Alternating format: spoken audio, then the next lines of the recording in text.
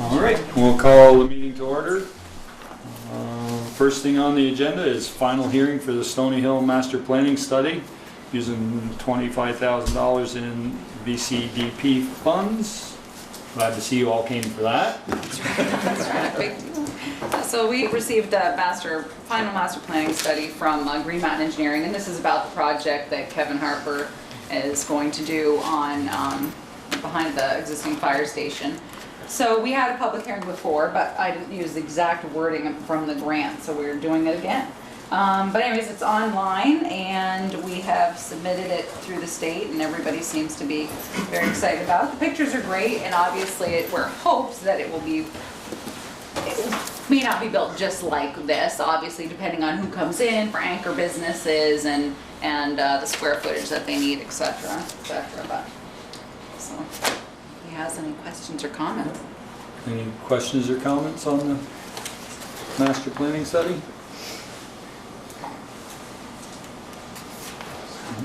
This is where your mass exodus happens, is that it? I guess if they were really concerned about that, there would have been some discussion. All right. Okay. Hearing none, we'll close that portion. We'll close the hearing and move on to the rest of the select board meeting. Ian, come on down. Hello again. Hello. How you doing? Okay, so I've got some handouts for you. So, I wanted to raise some concerns I had, just as a person who lives in Bristol, with regard to the kiosk project that's been proposed. I first want to say that I fully support the kiosk project. If I put my Bristol core hat on for a minute, it's actually one of our sort of 5-year strategic plans was comprehensive signage in Bristol, and a kiosk was a part of that original design, so I think it's a great project. And I think the Eagle Scout who's leading it, Victor, is a good guy. I met with him last week, had a good chat with him. Fully support him and the town working together for that. I think the design of the kiosk that he and Reed Prescott came up with is excellent. I really like the design elements that they used from the original building, from this building, in the kiosk design. So my biggest issue, which is what you'll see sort of how I start my little presentation here, I just like visuals, so I did a little presentation here, is the choice of electronic screen versus something that's maybe more traditional. As I said, like that's my biggest concern about the project. Everything else I really like and I am fully encouraging. My issue is that the screen itself is something that just doesn't fit the character of the hall and doesn't fit the character of the town. And I don't think it's a good direction for the town to take. My personal thoughts is that, and what you'll see here, sort of clashes with a historical building. It's an 1884 building, it's historically registered, and putting a bright electronic screen outside of it, even if it's housed in a really nice kiosk, I think will do it a disservice. Again, it doesn't fit the charm and the character of the village. And another worry is that even though 2 weeks ago when it was discussed in terms of what the screen might display, in terms of it was discussed and talked about being sort of a black screen maybe with green letters, the fact that the choice in the proposal was a full color screen, I worry about mission creep, that in 6 weeks, 6 months, a year, you start to see other kind of design elements appearing on the screen, like an animated sun because it's hot outside, or a temperature and a time and things like that. And again, I think it then would even move farther away from what would fit the character of the building. It starts to turn into more of a mall kind of situation, and that's a lot of times where you see these large screens. They're designed to be bright, they're designed to be seen from a big distance, and I don't think it's something that's suitable for this building.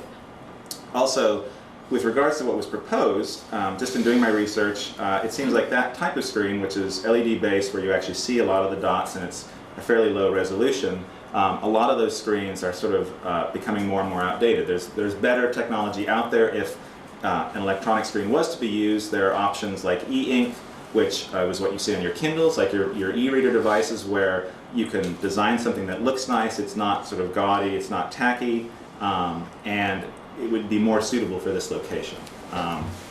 So those are my opinions on the screen itself. I posted a couple of things on Front Porch Forum. I asked on Facebook, just in terms of people, the community input. and got a lot of the same answers in terms of the historic nature of the building and what's suitable to be put in front of it.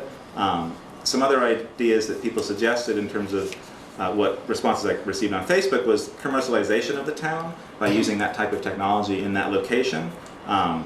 One person talked about it favors automobile culture instead of pedestrian. So yes, I know that it's supposed to be sort of designed for cars to see, but it's not something that people would stand around and look at if you're walking through the town, and I walk through the town every day. It would be sad to see that kind of thing there.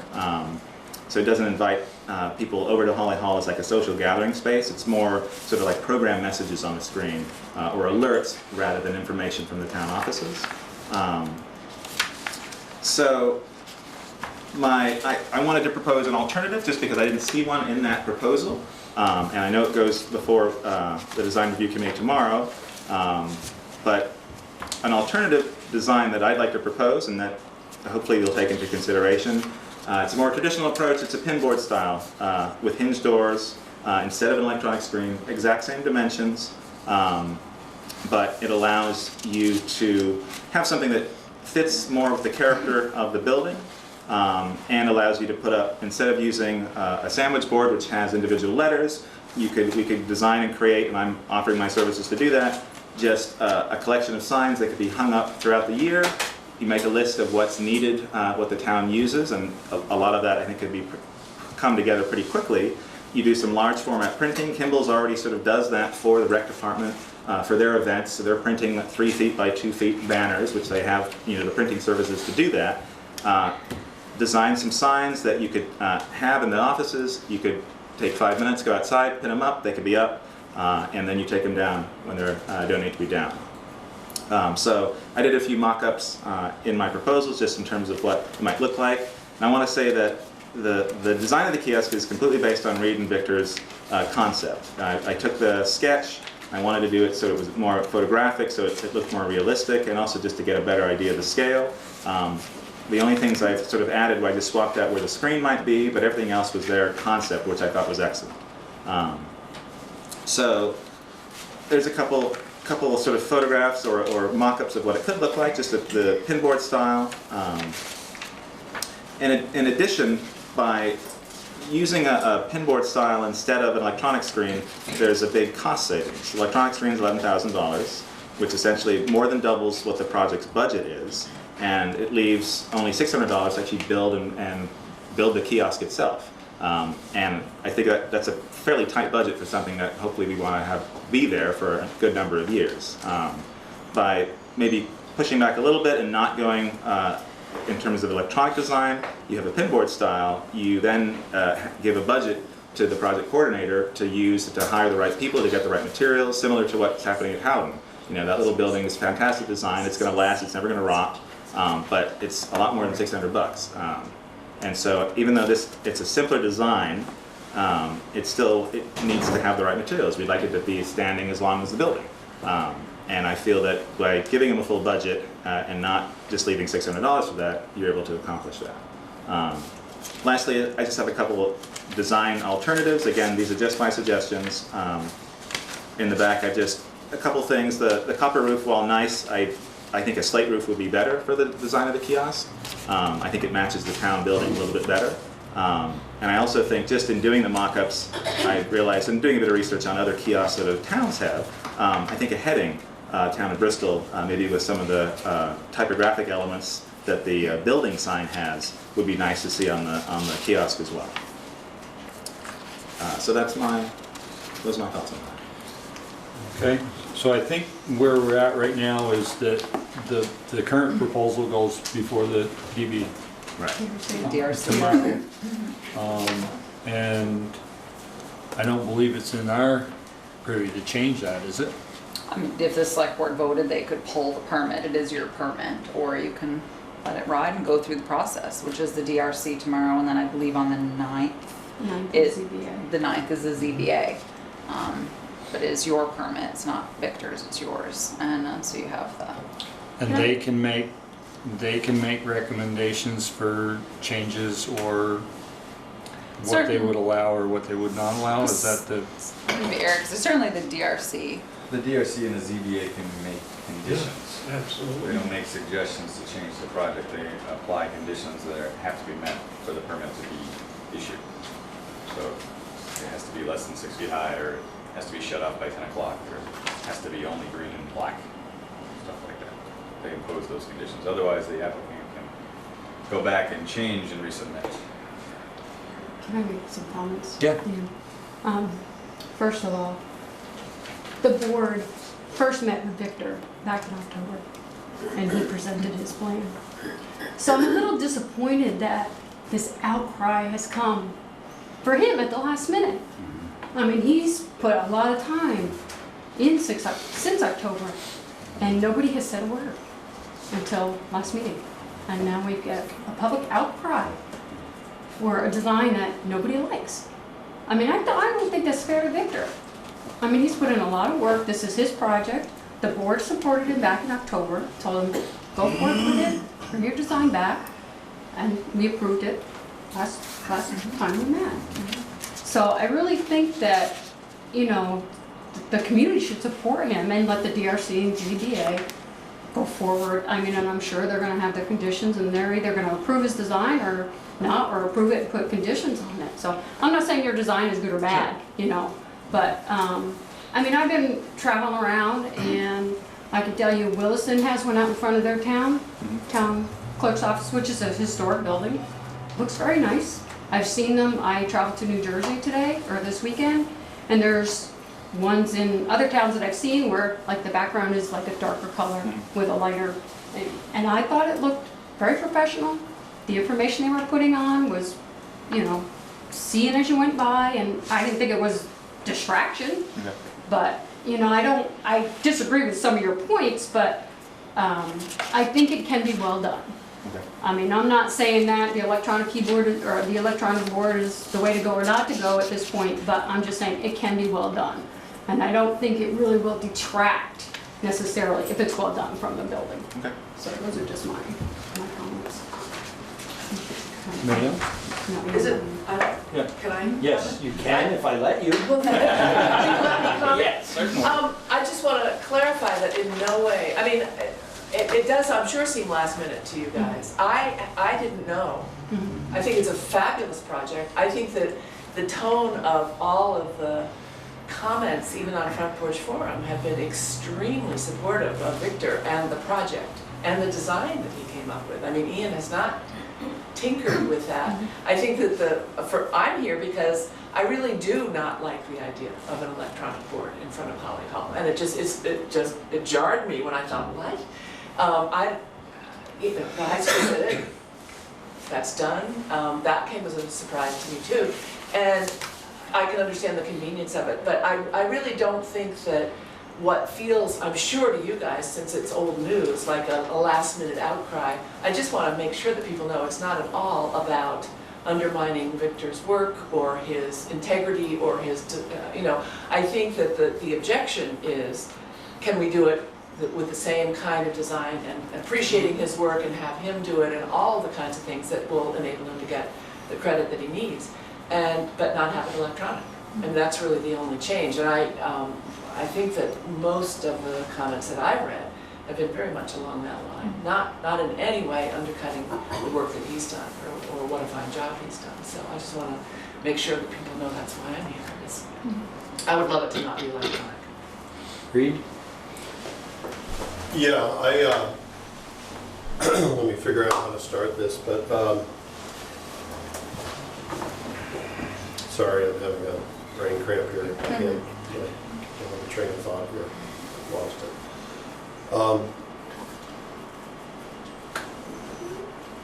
Ian has thrown out some numbers here, and I think those numbers need to be researched. I mean, when I got online yesterday, Skyview makes a outdoor television that's 4 foot across that sells for around $4,000. So, you know, yeah, he has a point, but, you know, when he's throwing out numbers, it's not the thing for a permit to decide, it's more the thing for a design review board and zoning board to look at.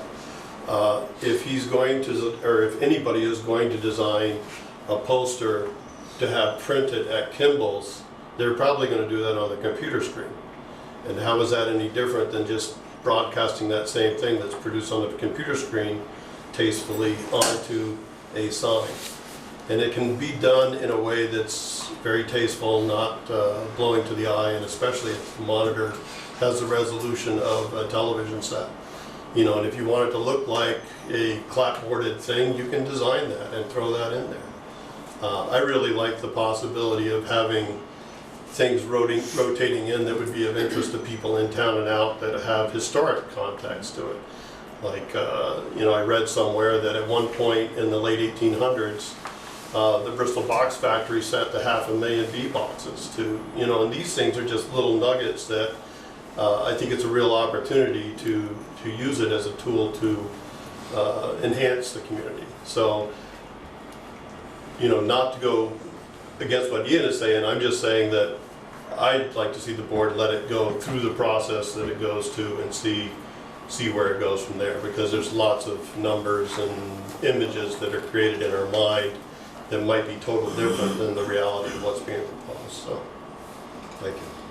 Well, the other comment, Ian, for you, when you were talking about possible images put on in there, I'm sure the select board would have some kind of policy in place to, you know, limit what would be allowed and what would not be allowed to be done. And I don't think they're gonna allow that kind of stuff. I mean, given that though, I mean, that's where, again, if I'm bringing numbers up, spending $11,000 on a board that you will then sort of neuter just to have text on it doesn't seem like the right way to go.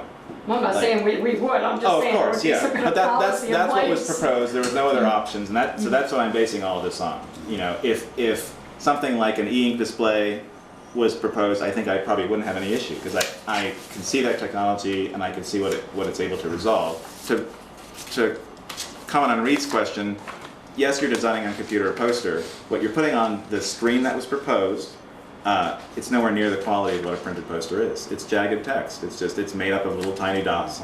You know, it's what you see in malls. Everything that I've seen online in terms of what the company that makes it, every single sign, and I showed examples 2 weeks ago. That's what those things display. You know, it's not like your TV. Your TV's higher, and there are better ones out there, and which we mentioned, that do display stuff that looks really nice. That actually could look like something that look like this. You know, as opposed to just made up of these tiny dots. You know, and that's my biggest issue, is that those signs, they're outdated and they have a particular look, and I don't think that fits. I think, you know, electronic is a possibility if you had something that could resolve sort of the detail, and you have better control over in terms of those design elements. Can I ask a question, Michelle? Sure. You talked about, the select board knew about this project last October, but 2 weeks ago was the first time that Victor actually presented his project? Is that correct? He presented a project back in October. Okay. The final design was given, was that right, Therese? Final design was given to us 2 weeks ago. Okay. Right. Came to the board in October with the concept that he would Okay. build a kiosk and he would be back through the winter after. Okay. And it's not a foreign concept. Right. Right. Boards. This picture was taken shortly after the building was built. And if you look, there's advertising in the same spot where Victor wants to put the kiosk. Right.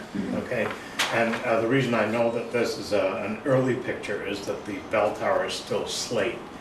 Because it leaked, it was changed to, Right, those are all Changed movie posters, right? this was a poster for a play Okay. in Holly Hall. Yeah. Yeah, You see that one? same place. Now, if Victor's kiosk was to present something that looked like that, I don't think anybody would object to it. It looks like the same thing that's out in front of the Federated Church, you know, there's gotta be a way to do this electronically, if electronically is the way we wanna go. And 2012, a picture of Holly Hall with advertising in the same place where Victor wants to put the kiosk. That should be, it's right here. Yeah. I So think- it's not a foreign thing, it's the. Sure. Oh yeah. Yeah. Is there a way to duplicate something like this electronically? Probably. With what was spec'd, no. Oh, true, true. Yes. I think. So you're aware of a way to do this Yes. electronically? Yeah. Because I wanted to know if it could be done, if it's something that you can design for and have it look nice and be suitable for the character of the building, it would be electronic, because there are a lot of advantages to electronic boards. I fully agree. The board that's spec'd can't do that. It's just, you're not able to do that. I think e-ink panels, which Boston uses them in some of their kiosks in parks and things like that, could resolve this kind of detail, that you can actually read it. But a reason that a lot of these are printed boards or letters is because it just has, the quality is there, whereas screens at this point in time didn't have that quality, you know, and it'd be too expensive to run and things like that. And with this design too, I mean, even if you take the first step in terms of building a high quality kiosk and having a pinboard style, designing some posters that you swap, and after a couple of years it becomes a real pain in the butt and electronic is the way to go, it would be easy to sort of swap this out and to change it for a panel, you know, if budget was allowed and things like that.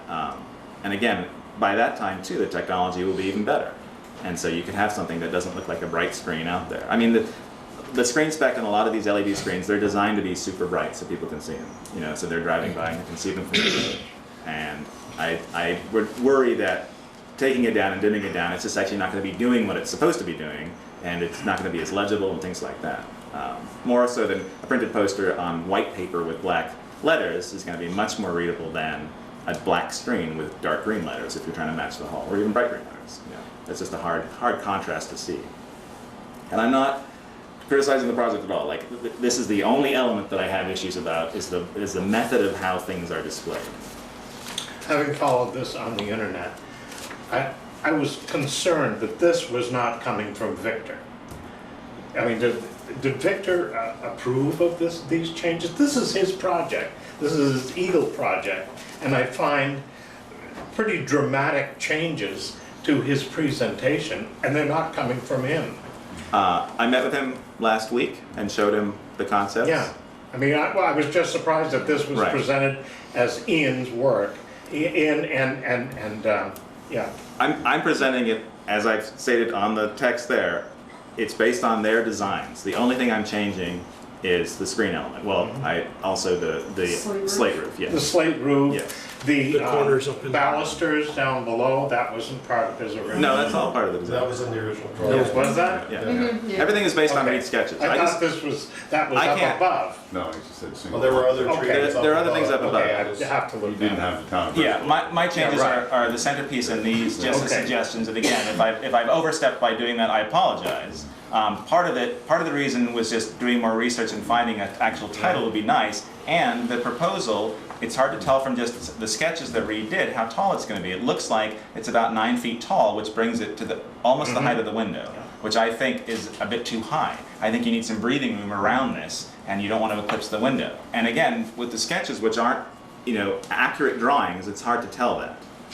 And so I tried the best I could to sort of keep their design and take all the elements that they have, because I actually love all the elements that they use, to present something that you could get a good idea. Like having the sketch, I mean, I can sort of see that, but even with the sketch, it's hard to tell until you start actually doing those architectural drawings, like how big is it going to be?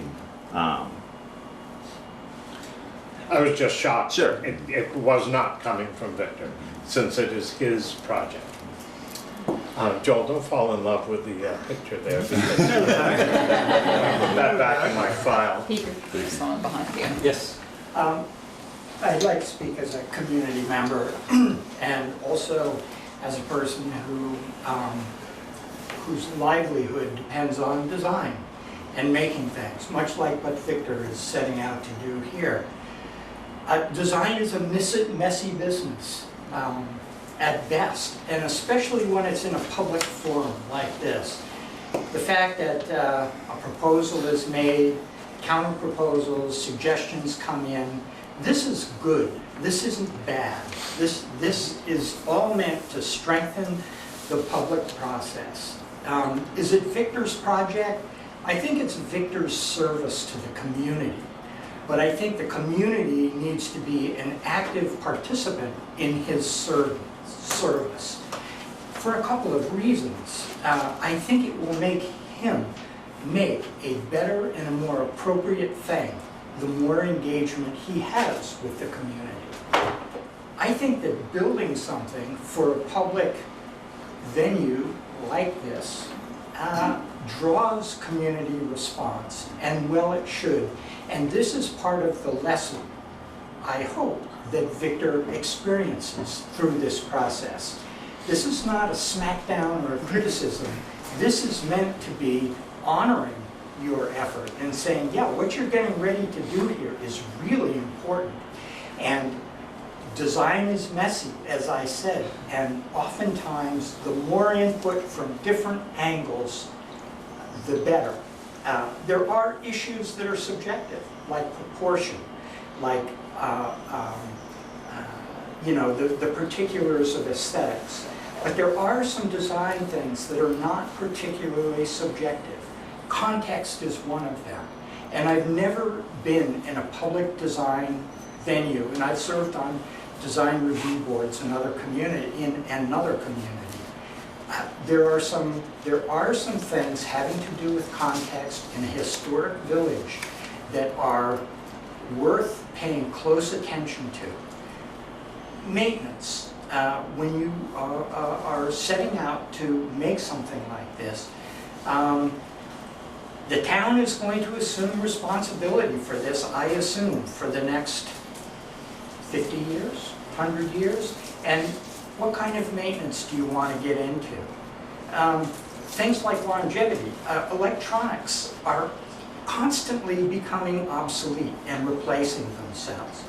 Does the town want to have an archaic electronic display out there? Or is the town prepared to stay current with the latest electronic mechanisms? That's a question for you to answer. It is a question that does need to be asked. What about glare? Who's going to see this thing and at what times of day? It's facing the street, so it's not like the high school one where you can do a quick drive-by.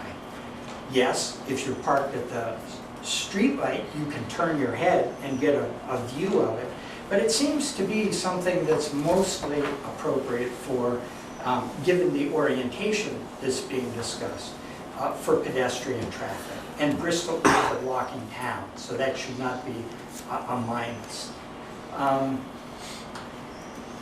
Context involves materials, proportion, colors, drawing details from the building itself, a lot of things like this. And I'm saying this stuff as though Victor is going to pay attention and see that this is a work in progress, and hopefully will take some of these questions and concerns that come up in a positive way. And the board won't feel like, oh, we're ripping off Victor and disrespecting him because his first proposal has been built upon, has been responded to. As I said, I think this is showing respect for Victor's efforts and for the importance of this thing. It is an important accessory to this building, which is a centerpiece of the town. I'll leave it there. Thank you. I really appreciate those words, and particularly about the education and what a project like this does for an Eagle Scout.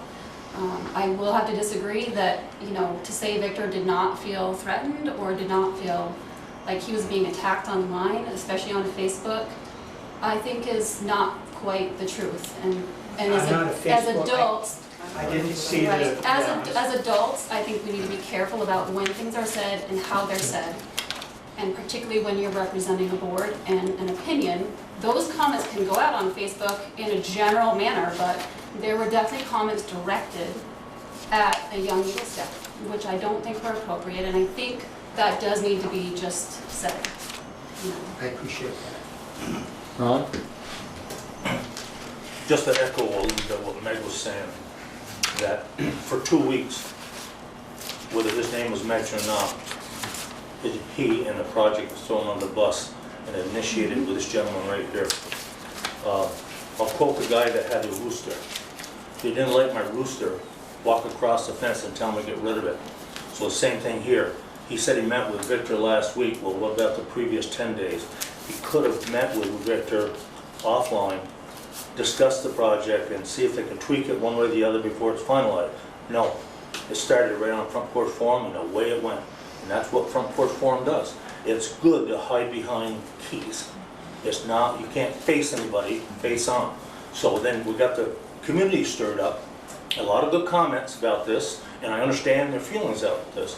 And whether I support Victor's project or not is immaterial. It's the way it's been handled. He's going through the steps. Selectboard says, yay, go ahead, now these are the meetings you gotta attend. Next one's coming up tomorrow, and then ZBA, and so on. But the meeting that he had with Victor last week should have been done right after, 2 weeks ago more. Then, he could have maybe gone publicly with a little more sensitivity to his comments and not dragged everybody in and brought the wrath of God up one way or the other. So, I feel for the young man.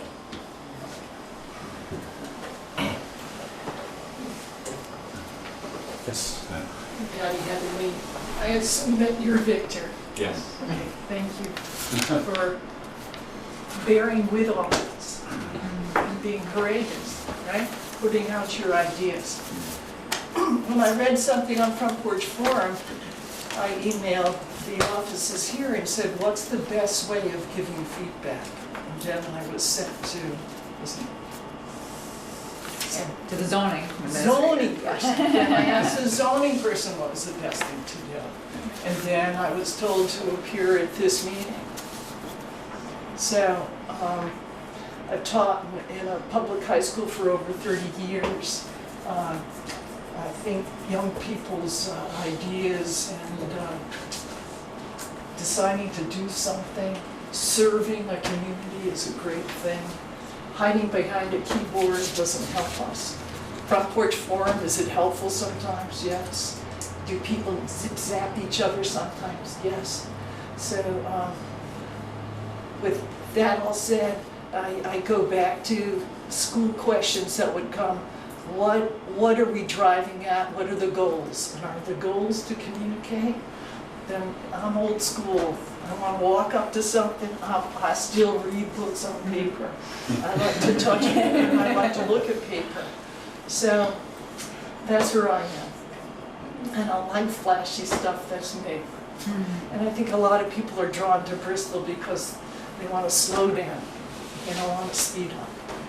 And if the drive behind communication has to be electronic, then isn't that catchy, right? It's the electronics that kind of got us into this, not looking at each other and talking to each other, right? So I'd like us to be able to come to peace with that and also be attracted and honored, by all means, honor your work. And the process of, as they say, democracy.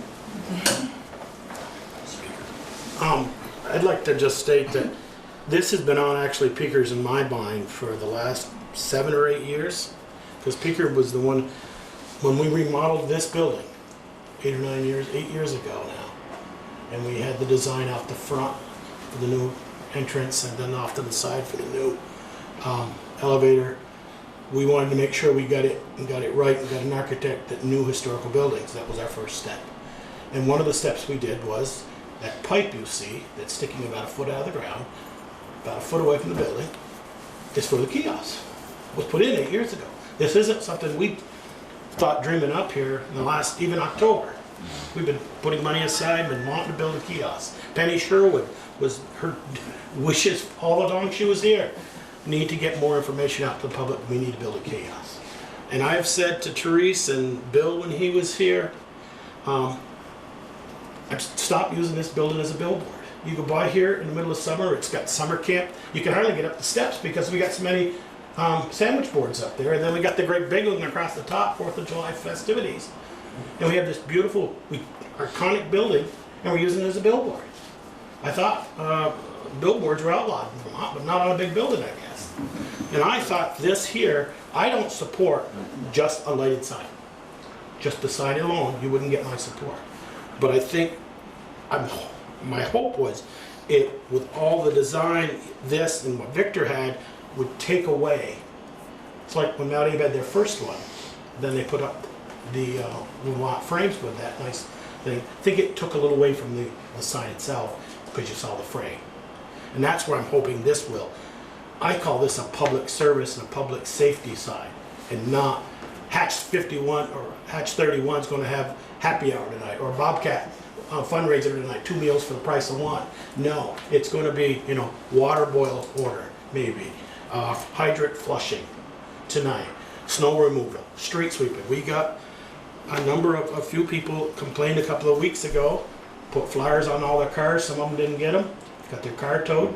We could have done this with a message board immediately and said, street sweeping tomorrow night, no parking on Main Street with that. And that's what I'm looking for this sign to do, not to do, as Ian, you were saying, that, you know, we're gonna have a colored sign, or we're gonna have this sunshine and this and that, and, you know, come to movie night on the park. We have those signs out there. It's littered, this front yard is littered with signs all over in the middle of summer months. And I don't wanna see the building be a billboard anymore.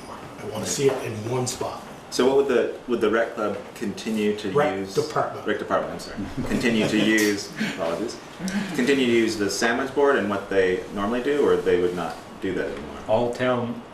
It's our goal, I'll speak for the whole board here, and if I'm wrong, they can correct me, but our goal is to have all our messages in one place, so that if you come through, you know they're there. They're not gonna scroll, they can't legally scroll.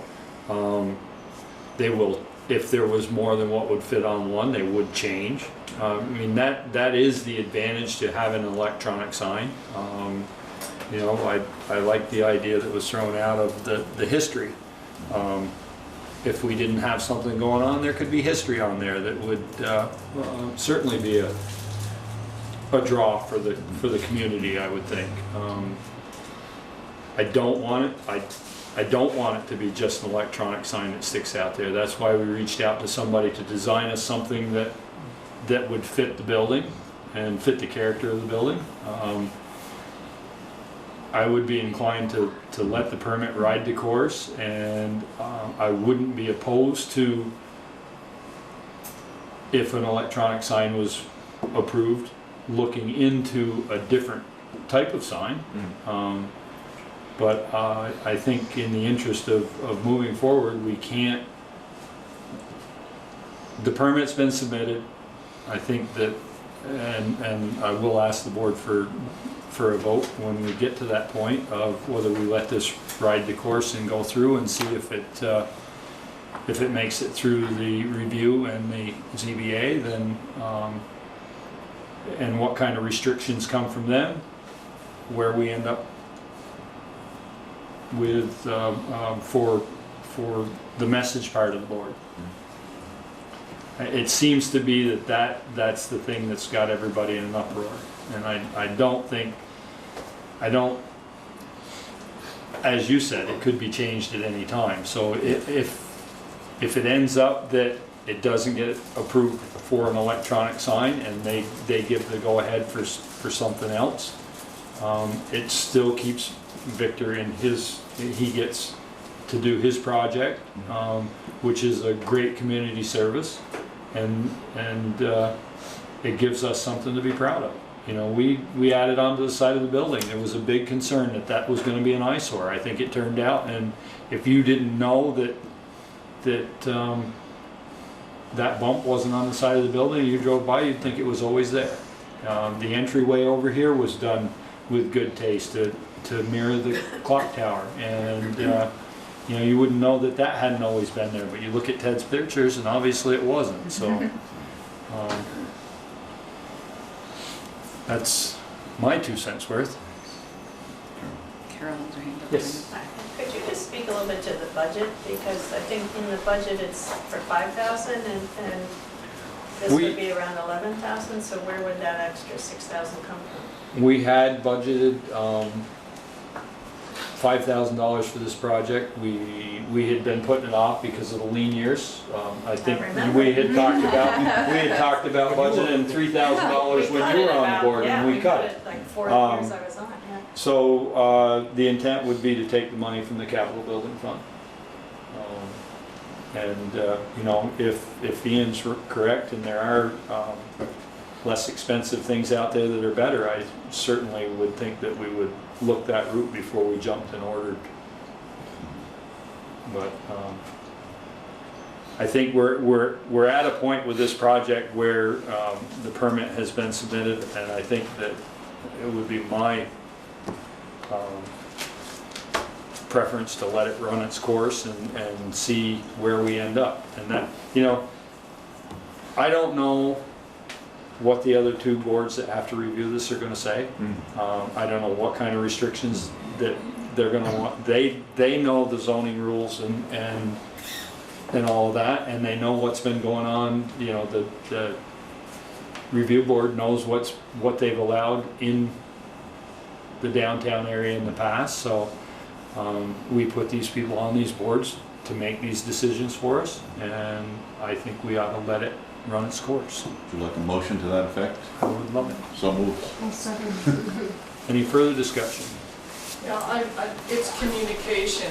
Those letters that you threw out, we need to go to them. And, I don't know what they are or what they mean. Design review committee, and then That's the the zoning board DRC. adjustment. Yeah, DRC is a design review committee. That's what happens Next, Tomorrow That night. happens tomorrow night? Yeah, that is And correct. is that open to the public? All of these meetings are public meetings, yes. Yes. And at what time and where does it happen? It meets right here in this room at 6:30, right? And I'm not sure, I'm assuming that you will recuse yourself tomorrow night. I was gonna ask that Yeah, question. and so you have a quorum? Okay, perfect, I wasn't sure how many people, because I know someone was traveling, so I Right, wasn't sure. Slim was. I just have a little bit of a procedural question, so, because I'm also wondering, I totally appreciate it's late in the game, it's time to submit the proposal. But there is an added factor in that a number of us came out to say, we love the project, we don't like the electronic board. And I think, is there a way to convey that? I mean, or is tonight sort of for naught, and we need to come back tomorrow night? That is not our decision. Right, but I realize it's not your decision, but is it mentioned at all in the next sort of, by the way, this was up for a select board vote tonight to send on to the DRC. And we will note that a number of people came out. Well, sure, the chair of the DRC is here, as is the zoning administrator, who is also present for the DRC meeting. So certainly, and you're also welcome tomorrow, because it's been duly warned, it's been in the paper, and the whole process had been started a while ago before this, once the zoning permit was submitted, but absolutely. We actually voted 2 weeks ago to send this to the DRC. So what was I'm just, all we're doing is reconfirming that. Oh, I see. After the discussion we had, if the board had a change of heart, then, well, we haven't voted yet, but. And I really am interested in kind of the procedural thing. I mean, I realize we're a small town, and the head of the DRB is here, and the head of the BZA is here, and so you've heard it, whatever they are. Close enough. But it's interesting to me that if people come out to say, whoa, you know, we have some input here, there's nothing official that happens. So the input is taken into consideration, you know, certainly. The DRC will hear and make suggestions tomorrow night of what they think is good, bad recommendations that they may have, which then goes to the zoning board of adjustment, which will meet the 9th. Right. And the zoning board of adjustment will have the final say on the permit and what conditions there are. Yeah, so your I hear that, is always I'm just valuable. wondering where the input of the community should have been a long time ago, clearly, but where it Yeah. is. I'm surprised. I'm not trying to be a pain here. No, I want to make, and your opinion is always welcome, and it is heard now, and it will be heard tomorrow, and you certainly can come tomorrow, but certainly Eric and Ron and Ian and Carol and is on the DRC, will also be able to talk about those and make sure that, you know, the kiosk fits the design outlined in the rules outlined in the DRC and the zoning regulations, yeah. And the members of the committees, both the ZBA and the DRC, have been seeing what's agreed in Front Porch Forum, and seeing the opinions that way. So when people come to a meeting from the public tomorrow night, if they want, 6:30 in this room, are they allowed to talk to the group, to the design review committee? Yes. I'm surprised at the turnout tonight because this whole turnout should occur tomorrow night on May 9th, you know? Well, we Oh, yeah. we all learn. Yeah. We don't know that. I'm not sure which committee. Hang on.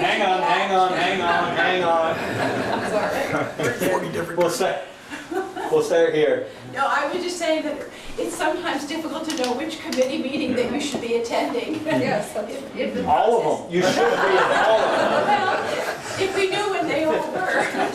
They're all publicized. If we had an electronic kiosk, we could put them all on there. I was gonna say that, I'm glad you did. Ron? The DRC has, I believe it's an 18-point checklist. We go through that and see if the project, whatever it might be, we address new frontage on Park Filling here, windows on Main Street, the playground and the box under the playground.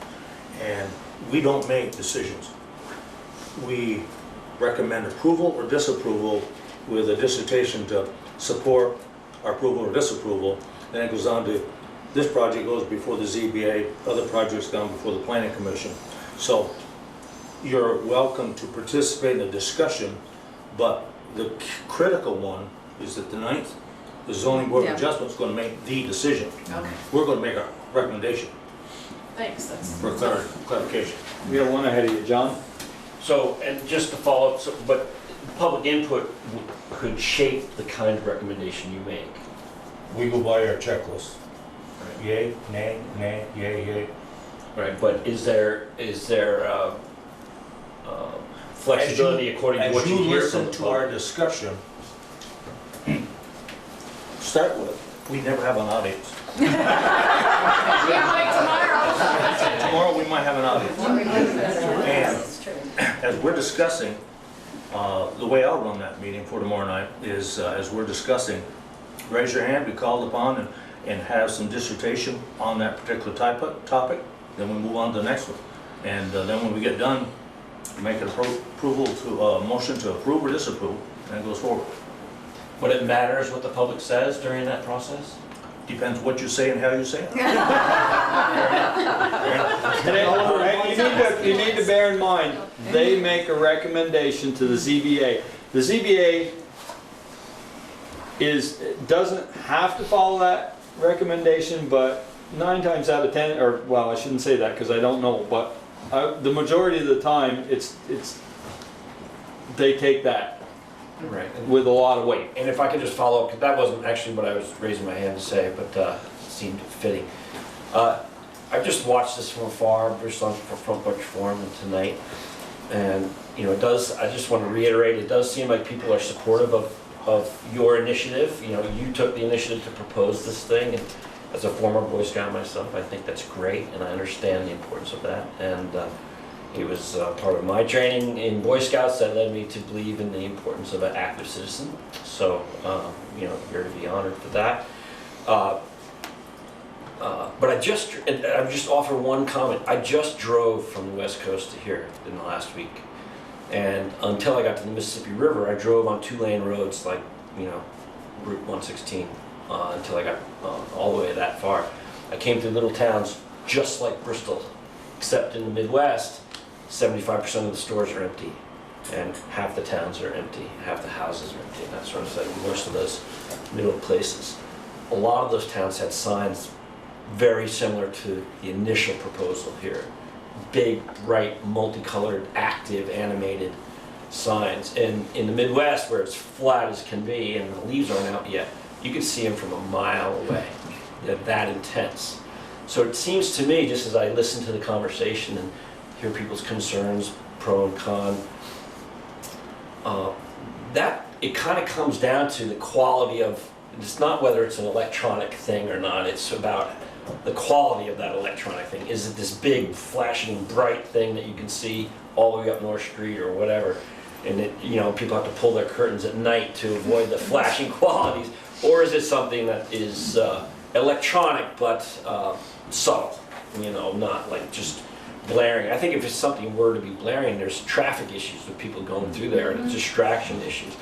So it doesn't seem like we're really that far from some sort of resolution that that can you know, serve the need that's obvious, and standardize communications out front so we don't have this crazy mishmash of signs all the time, and is an asset and not a detriment to this beautiful building and the community. So it seems like the trajectory is right. I haven't heard any, I don't tune into Facebook really, so I didn't see the negative. I saw a lot of support on Front Porch Forum. So keep it up. Yeah. You had something to say? Well, like, I think the word is resent, but I don't like using that word, because I communicated with the towns, then I communicated with the next person I was directed to. Where is the best place to voice a concern? And I was told to come to this meeting. So please don't turn around and say that we really shouldn't be here, or that we're causing problems. No, That was the implication. we actually, this is awesome. Yeah, it is. I wish we'd get more people like that. I don't think we've had anything this exciting since the Veterans Memorial. That man right back there with the glasses, Jimmy Barbino's the only man comes every time to our meetings, and the only one here. Usually the This is a only good thing. No, thank you for coming. That's, Yeah. we do appreciate it. We don't take this lightly. If we took it lightly, we wouldn't give you a chance to speak. Seriously. Okay.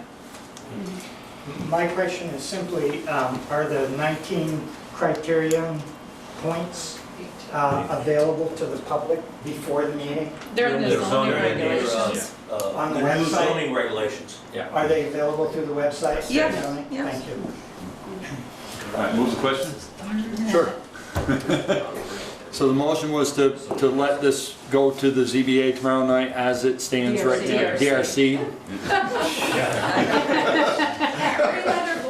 That's right. Yeah. One of the boards. One of the boards, to that other board, Yeah. as it stands now. All those in favor signify by saying aye. Bye-bye. Opposed, nay. Motion carried. So I would say, you know, a lot of good discussion here tonight, and I believe that Victor can get his project one way or another, and we can move forward. So show up tomorrow night and show up on the ninth. And did you call it e-ink? That's what I should look for? Yeah, and I can send you details. Okay, great. I think, I mean, I thought the last 2 weeks I've been sort of thinking long and hard about how to present this, and I wasn't sure. You know, I'm on the review committee that happens tomorrow, and so then I also felt a weird thing with that, which is why I chose to present it tonight, just my concerns about the project. And I met with Victor last week, and I apologize I didn't meet with him sooner. It really is like within the space of 2 weeks, that's when the project was presented and the first time I knew about it, and it was something that I felt that the community should know about. Even though it was proposed last October, I don't think there's anything that was probably in the minutes, and I went back and searched for mentions of kiosk, and there's nothing in there. Maybe I didn't go further enough. Yeah, But I will. But there's nothing that was mentioned, at least in the last like 5 months, about the project, which is, I didn't want to feel like I was stirring something up. I just really didn't know about the extent. It sounds like until 2 weeks ago, there wasn't a proposal that someone could have looked at anyway. No, Right. no, but as Carol can attest to, this, we've been talking about this. She Right. was on the board years ago when we talked about it, Right. and we did talk about electronic way back then. You talked about it. Yeah. we talked about it. I didn't agree with him. That's true. Look out, that bus gonna hit you. Yeah, well, it won't be the first time, and I guarantee it probably won't be the last. But great no, I information. really appreciate the public input, and like Peter said, it'd be nice to see it a lot more often. But thank you for that. We'll look at that. That'd be cute. Well, hey, you know how long it lasts. Thank you, Ian.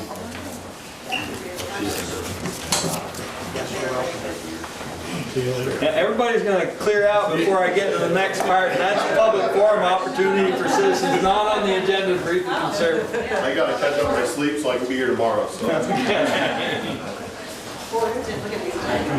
everybody. Thank you for coming.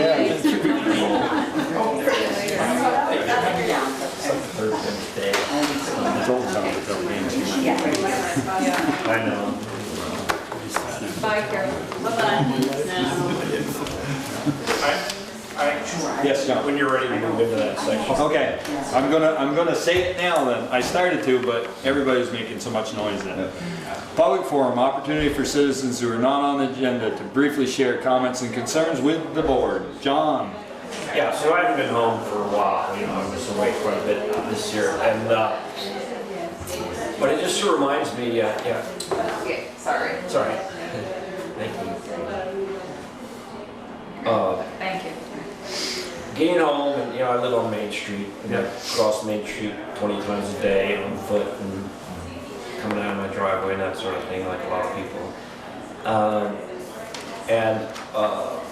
You know, people really blow down Main Street both ways. There's a lot of fast traffic and that sort of thing. And I went back and looked at the Addison Independence for the police log, and they're few and far between. I mean, they eventually sort of catch up, but you can't really tell what's going on unless you probably go down to the police department and look at the log once. I haven't done that, but I just wonder if there can't be an emphasis. I mean, policemen work for you guys, right? Yeah. Sort of say so, right? Yeah. So, I mean, it's summer. Oh, it's not summer. It's spring. The nice weather's coming back. People are out and about. They're on the street a lot more. Could we get a little more intensive speeding enforcement on Main Street? Like, it's not almost as much as like how many tickets are written that's important. It's the showing the flag, basically, flying the flag of the police on Main Street that lets people know that it's not a freewheeling zone. And I don't see a lot of that, based not on the time like in the most immediate period, but all the years I lived here. I never have seen enough of that to satisfy me as a Main Street resident. I do see the police way outside the police district. I went to Virgins the other day, and they're out on Plank Road. I don't know if anybody out on Plank Road is paying taxes I'm paying in the village to have police out there. But, you know, it reminded me that you guys, the select board, not you particular select board members of the moment, but the select board is hesitant, and I understand politically why, to raise a really difficult question. But isn't it time that the town grappled with the issue of shouldn't everybody be paying for the police, not just inside the police Like district? you said, you haven't been around. Yeah. Having been grappled Yes. with Oh, yeah. We're working on it. because it's time like that we had that public discussion, so this kind of turnout over this issue could be had out over time. So because it's a You road know, to me. we actually did try to lower the speed limit, and we weren't able to. The state got in your way. Yep. Yeah. I'm sure. Because of the state statutes. Yeah. Yeah, we did a Right. speed. Even though we own the road, but we have to have. Yeah, we did a speed study, and because our speeds basically weren't high enough, that we couldn't lower the speed, we wanted to lower it to 25. And I think Yeah. that certainly That'd be Kevin, the police chief, has certainly got me to understand over the years. Sometimes because we're pedestrians, you know, walking, they're actually not speeding. It feels like someone's blowing by you, but the odds of someone Right. actually doing 35 down Main Street Right. are probably don't happen that often, but I'm certainly happy to reach out to Kevin about that. But, you know, it's funny because, you know, when you're standing there, it seems like that. And Peter's right, we tried. We had Addison County Regional Planning do our traffic study, the whole thing, and we didn't have the numbers to make it work. And they were actually thinking about getting the legislature to change so that towns could change their own, have the ability that even without a speed study to change their own speed limits. So we actually couldn't do it. But the police chief has been recently to the police advisory group and presented, you know, talked to them about some ideas about going town-wide, and he's getting his presentation ready again. And he's supposed to come, I believe, to the May 15th select board meeting if he's ready to present his ideas and plan about going forward town-wide, because everybody's in the same boat. Right. And if they're on Plank Road, don't forget they have the town contract. So the town does pay $10,000 a year for them to do some speed enforcement. Right, Or but then they could have also been. I'm paying twice then. Yeah, I'm a well, police district resident. I yeah. have 5 buildings in the police district. So I'm paying them to be in the police district, and then I'm paying them to be outside the police district as a taxpayer in Bristol. That doesn't seem right to me. They also could have been coming back from somewhere, you know, serving paperwork or doing No, I something. know, but you read the police really know. logs in the past, and they're outside the district all the time. You see Yeah. them up by the swimming hole and that sort of thing. And it's not that I object to that. It's that I object that we haven't, as a community, had the conversation that maybe it's time everybody paid for the police department. Or, you know, it should be part of the consideration. Maybe we don't need a police department. In 2014, we were the safest community in Vermont. Do we need $600, $400, $500,000 a year of policing in You this say community. you haven't been around in a while. 360. 360. Yeah. But I mean, and I was projecting because I know part of the thing to watch out for in expanding to the town is beware of kingdom building where the budget suddenly does go to, you know. If the budget 50% doubles, you more. don't save any money. Right, you know, so exactly. it's not just, We've had that, you know, that has it's a been, complex mishmash. I know you guys have dealt with that, but it is time to have that And conversation. John, Yeah, look at the we, next the agenda. town people, you and me and all of us at this board who pay also a police tax, have paid for police service in the town. It used to be the Addison County Sheriff's Department. Right. And we felt, well, 2 out of the 3 board members, the 3 to my left weren't on the board yet. We thought, how do we bring some money, keep that money in Bristol and hire our own police officers during the day or early evening to do some spot patrols in the targeted areas where the speed is, Burpee Road, Hardscrabble Road, Moncton Road, Hewitt Road, those types of places, Notch Road. So, because we couldn't tell the sheriff's department where we wanted them to go. They just said, you're 10,000, we'll give you $10,000 worth of door. You can't tell us where to go. Sure. And the police, our police, we can tell them where to go, how many hours a day or minutes we want a day. And we have a little more control over it with the hours. Yeah. And we might as well bring it back to as a revenue for our district residents to not pay as much in taxes. Right. So it's really a gain for us as residents of the district to hire them for the town because we get a little revenue. Sure. So I got that. Thank you. That's very helpful. I want to say that I hope the only choices the townspeople face aren't the current police district and who pays now or spreading into the town. If you're going to look at policing in Bristol, let's really look at policing in Bristol. Let's really look at whether not having our own police force and paying some money to the state police or the other alternatives to our own standalone police force.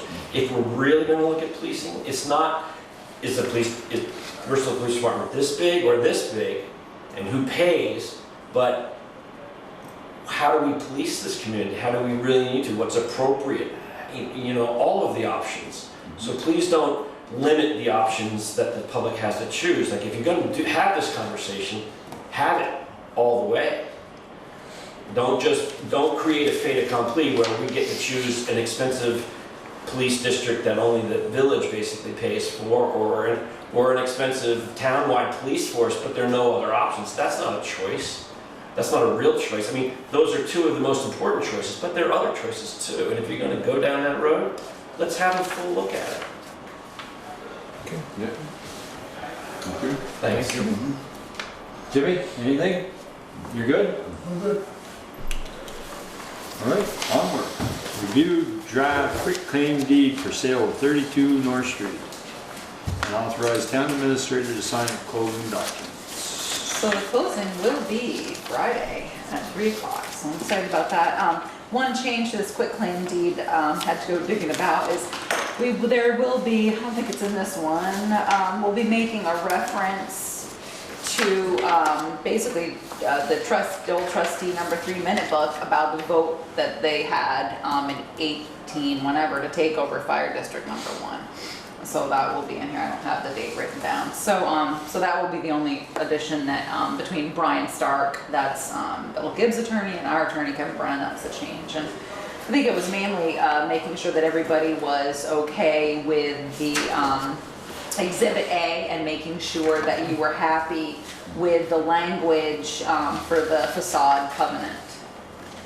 Well, I'm gonna actually give my, whether they do it in the Congress, I'll give my minutes up to Michelle, Michelle. who reads plenty of these. What do you feel this, Yeah. Michelle? No, they're recording the Exhibit A Yes. with the B. Yep, absolutely, yep. No, I was Okay. okay with that. I do want 2 questions for you, Teresa. Those are the 2 warranty deeds, for the property on for Station 1 and Station 2, right? Yep. The 2 warranties. And then the reference for the quitclaim deeds, that I assume that was a boundary adjustment. Yeah, between those are the library. reciprocal, yeah, they were calling them, it was funny, here they call them reciprocal, and there they call them companion, but yeah, that's all they were doing, was qualifying the boundary That adjustment. house next to the station in 72, there was an addition there where the driveway is, and then town bought that Oh, and tore that's it down so they could get to build the fire station. Okay, Alright, so I just wanna make sure all the deed Yep. references were in there, and I'm Yes. not missing anything. that was, Yeah. no, those were good. So yeah, so it's Friday, so that's exciting. It is. No, I'm good with it. Well, then make a motion. Authorized. I make a motion that we authorize the town administrator to sign all closing documents with regard to 32 North Street. Second. Any further discussion? Hearing none. All those in favor signify by saying aye. Aye. Opposed, nay. Motion carried. Award bid for paving of Hardscrabble Road. All right, what a, we had numbers, but I also had to get them from Peter again. So we had 2 bids for Pike, and we had 1 bid from Pike and 1 bid from Jay Hutchins, because what Peter wanted to do is he bid out 8/10 of a mile for Hardscrabble Road, basically from Broadview Estates up. And Jay Hutchins was actually the low bidder. And so Peter would like to go to them. Pike was at $70 a ton and Jay Hutchins was $67.75 a ton. And by using the lower bid, he will be actually able to go from Broadview Estates all the way to the town line. And Jay Hutchins, this is something new that they're doing, so we're actually happy about that, to have somebody else besides just Pike as the kind of the only game in That's a town. competition. Yeah, so it was actually nice to see. Well, Hutchins started their own paving company because they couldn't get their paving done for their projects when they wanted it. No, and last basically year is we why. explained that, look how long it took for Pike to get here last Yeah. year. So explain, where are we going to get a Hardscrabble, where? From Broadview Estates To the all the line. way to the town line. Do we have any, does Peter we're talking check any south. references on Hutchinson's, like their paving jobs? Their paving foreman has worked for, he's been paving Just for a goes long on. time. That's I'm not sure if it was Ireland or for, I think it was AC? Ireland. I yeah. think you're right. I was just gonna say it's somebody else. I think it was Okay. Ireland. Yeah. And it's for, shim and overlay, and of course he'll do whatever, ditching, culverts, the whole. They got a brand new paver, and if the guys run one before, it shouldn't be an issue. So I move that we award the bid to Hutchins. Second. Any further discussion? And you said Peter's okay with that, right, Teresa? That was his recommendation, yeah. All those in favor signify by saying aye. Right? Aye. Opposed, nay. Motion carried. Motion to authorize town administrator, select board chair to award the bid for the waterline stormwater project per engineer's recommendation. So before we go, you saw the bids, which were great. Obviously, we had Pike has come in, or Munson, I Pike on the brain, sorry, Munson's come in. We did end up having to change, myself, I met with the engineer and the road foreman and chair of the select board and the original plan, we had met with the Wallaces and they had their geological engineer, I guess, Steve Revell there. So the engineer and I met there and they had some concerns about, this pipe, this storm drain here, and this one over here. And we went around and looked at the bank and looked about what would be needed here. And after meeting and then getting everybody together again, the recommendation being made is to actually change the plan here a little bit and just upgrade this pipe because we're not quite sure the age of this pipe right here, I guess, that kind of came out. So this, so just updating this pipe here, which was not, we were not originally gonna do that, but we're gonna take this out and redo it. And then instead of coming on the Wallace's property to the west of the creamy stand, actually not doing that work and moving it over here so that this, the storm drain, we would just grade everything to the west, and Peter will stop me if I say this wrong, and going over here, because this is our town property, so you won't need an easement, and just with the bank is just a lot more stable, and you can also behind the guardrail, thank you, you can get an excavator in there and you can just make it, it's gonna be easier to reinforce that embankment, and that bank is obviously in a lot better shape, and then obviously you can tell the grade difference right here is a lot different.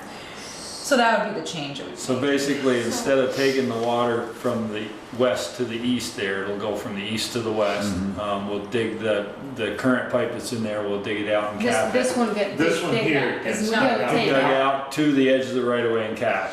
Yeah, we will dig Okay, it so out. Isn't there a It's drain abandoned. here? Yeah. There is a There's drain here. so you're gonna take that drain out? No, and the move it, drain or is what are you gonna gonna- stay, we're just New- gonna, What is? we're gonna New rebuild. always been drain, a trouble. new Okay. drain going, and it'll start there and go to the west instead okay. of, So do you instead put of another coming Instead from. of going And Is there's there south. another drain there? or There is already already is, one? yeah, there already was one in the plan. So whatever drains here is gonna drain into that one and then go out. Exactly, because they're gonna Yeah. grade it. What we're gonna do And is you're go gonna- to the property line And and cap it. cut this pipe, take it out, Yeah. fill it, repave the trench, and just cap it right here. So, And that way, because the Wallaces already have a nice curtain drain on their property, which is already draining over here, so,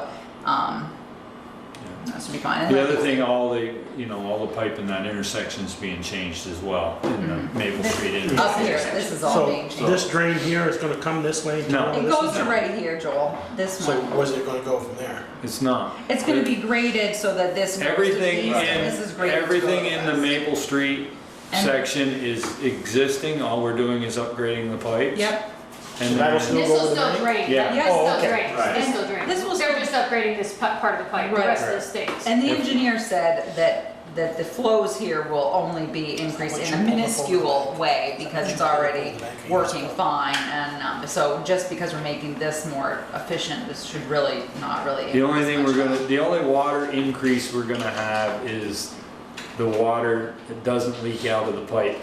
Exactly. Into Yeah, the ground, okay. yeah, and so what we'll do. Cause that's what I asked the engineer that Exactly. question, I said, where are we getting this extra water from? We're not putting in any new drains, and he said, well, you're putting in new pipe, and it's not gonna leak, so the Yeah. only water you're picking up is the water you're not losing. Yeah. So this is coming back east of He's gonna Maple grade- Street? Yeah. That's already there.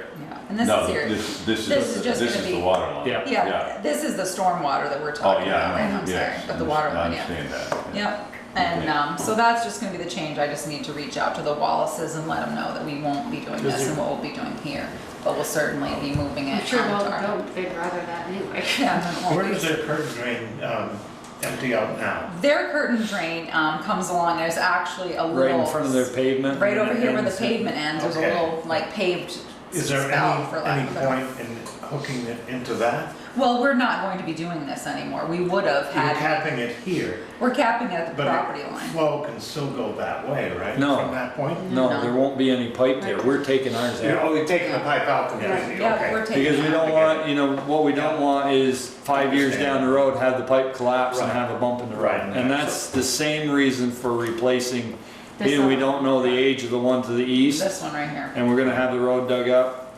Yeah. We opted to replace the pipe. And so the Is it- engineer and the road foreman are all on board with these changes. Is there any thought of, well, when you get all done, you're gonna repave the road? The pictures I sent you and Peter last year with that heavy, heavy rain, but after the creamy stand now's been paved, it comes right out to the edge of the road. Creamy stand parking lot's higher than our road. Mm-hmm. And that right-hand lane, your right-hand tire on the edge is that all water right there. Is there any, going to raise that road any to do away with that? I'm thinking what they're hoping is that by regrading, that maybe any that runs off will get picked up here in the storm drain, but if not, then it may require at some point that the Wallaces do some grading to take care of, because the rules are clear that you can't have your Well, runoff it from the is. building cannot be coming That onto parking town lot is property. higher than, Yeah. it drains right off to the road.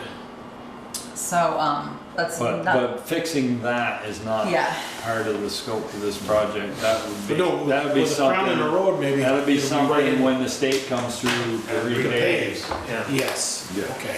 That's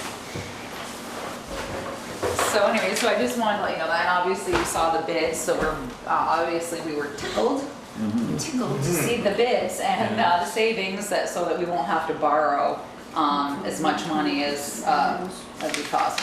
That's great, and we're still entitled to, because we borrowed the money for engineering, the design phase from the drinking water state revolving loan fund, we will still get forgiveness, because they were offering this package where if you got your design money from them, but you borrowed your construction money from the USDA, they would give you some forgiveness on your engineering. So we still qualify for that, so we will see a reduction in our engineering fees, and then obviously a reduction in the construction.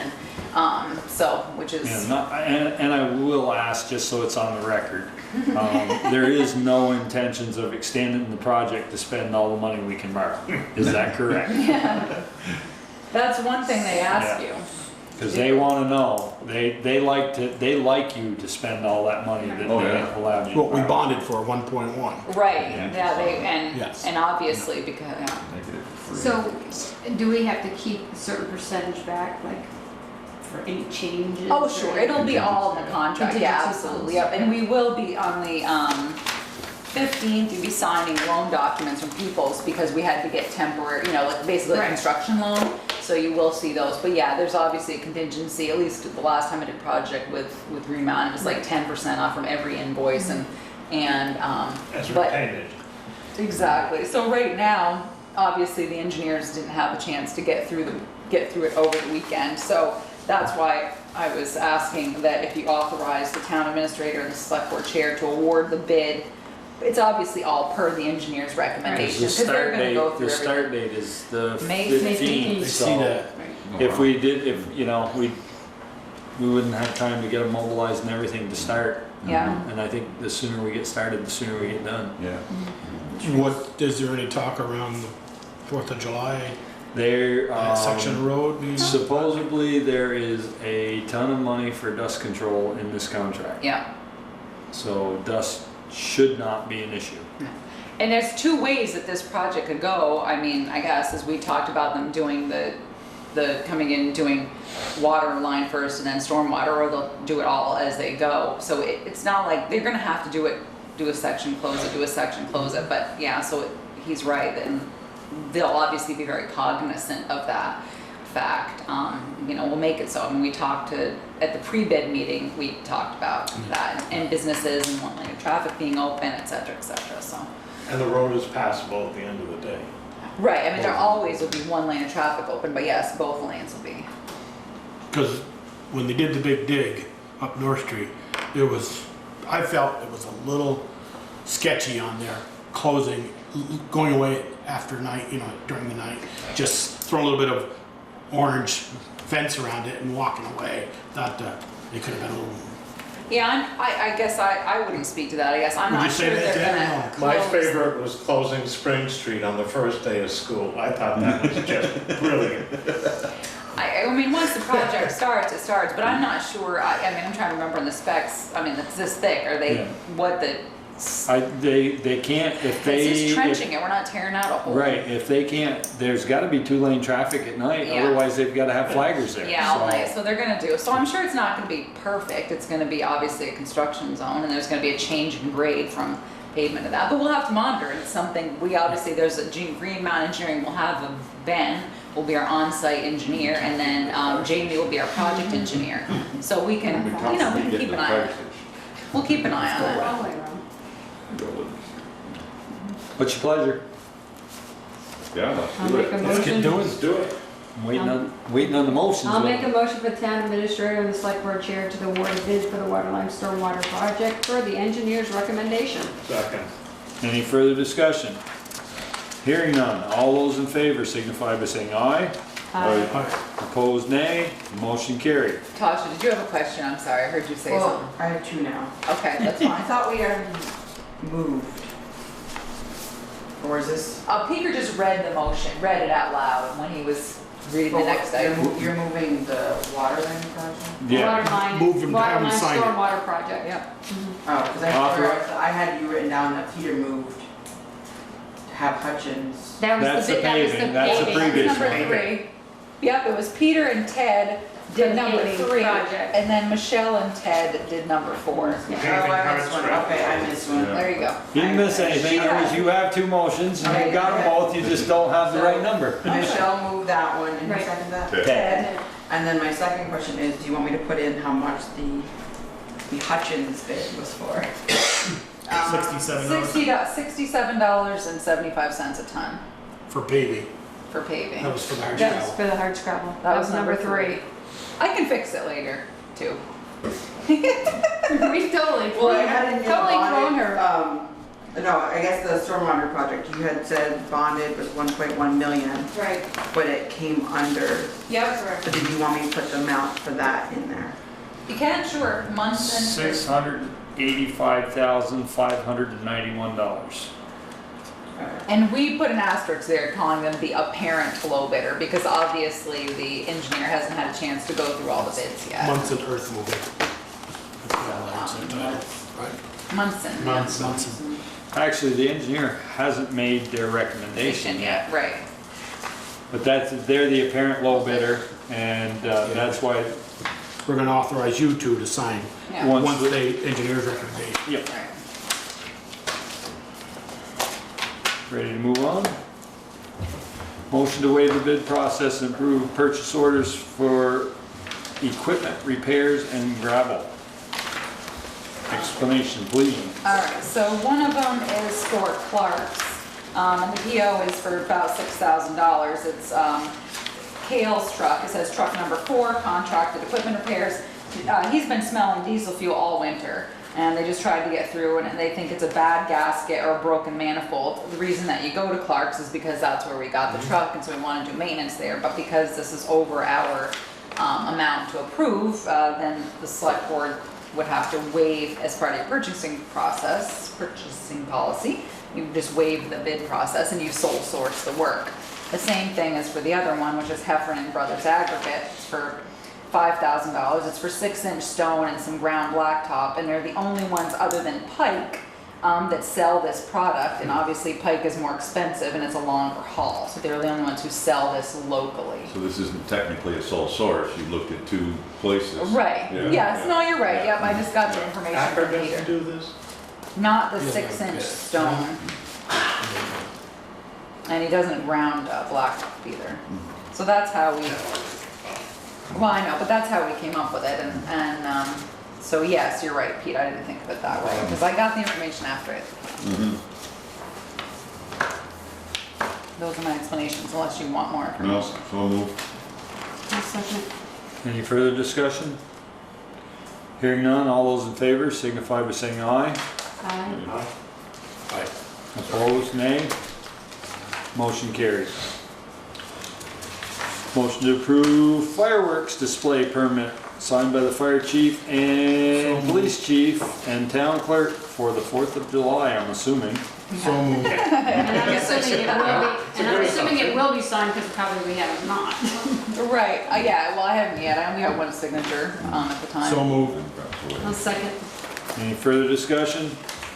Hearing none, all those in favor signify by saying aye. Aye. Opposed, nay. Motion carried. Motion will allow the 3-day stampede to use the sidewalks on Sunday, July 30th for their run walk. So moved. Second. Any further discussion? Hearing none, all those in favor signify by saying aye. Aye. Opposed, nay. Motion carried. I should have told you that they're getting us a proof of insurance. You have to write a letter to them on their letterhead. Which I was gonna say it's the same route as last year and Yep. The last yeah, 20 years. last 20 years. Yeah, Yeah. now we've approved it, yeah. Okay. Sidewalks and road, because they come down Pine Street. No Well, I sidewalks. don't know. She just. Well, there ain't no I just- sidewalks I there. just read the email. Motion to sign agreement with elected officials to be bound by personnel policy. It's kind of a funny one. Isn't it? Yeah, I'm trying to, what's the, It's this addendum, and it was in the new personnel policy, and basically, it's just saying that, Jennifer Myers and her Peter Ryan, who holds the position of assistant clerk, assistant treasurer, will be subject to the town's personnel policy, except the provisions on performance evaluations, discipline, and termination, which do not apply to them. I know, you need to, sorry, Ted. Those Someday things I'll are- get you a phone. Those things are grabby now, Tell me so about that's it. what it is. it's your pleasure. So moved. Yeah. Second. Any further discussion? Hearing none, all those in favor signify by saying aye. Opposed, nay. Motion carried. Peter couldn't have made that 4,990. No, I know. Well, no, even then, it's over 5,000. It's- Right, if it was under 5, it might Yeah. we didn't have to prove it. I know. Actually, it was. That's all right. Do what we're supposed to. We try. Here are the rules. Despite what people think we do. We are. If you look, it was. If you look, it was. And, he likes to err on the side of caution. Was. I'm sorry. He just needs to get more. Remember his old state walkway days? Remember he always brought back a log and leave it at the garage? He had a flood. Well, that's what he's done. He's stocked it all, so.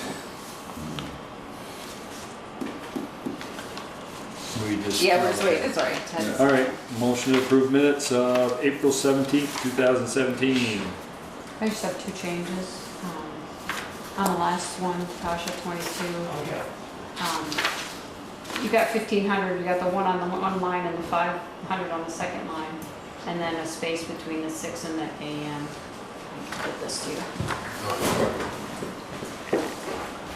We're on That's the it, minutes Ted. tab. John Henry right there. And do you have any questions on the minutes or issues with the April 17th minutes?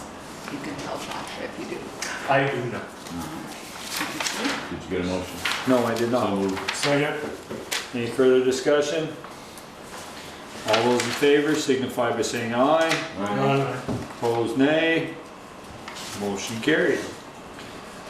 Authorize accounts payable, warrants, and liquor licenses. Let me tell you, Tasha. Let's see how much the amount.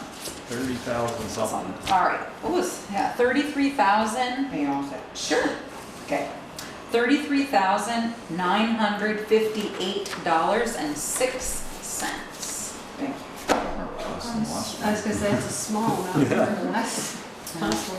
Yeah, I was pleasantly surprised. Yeah. So liquor licenses, you have two. One is Covers and one is Gris Gris, which is almost home.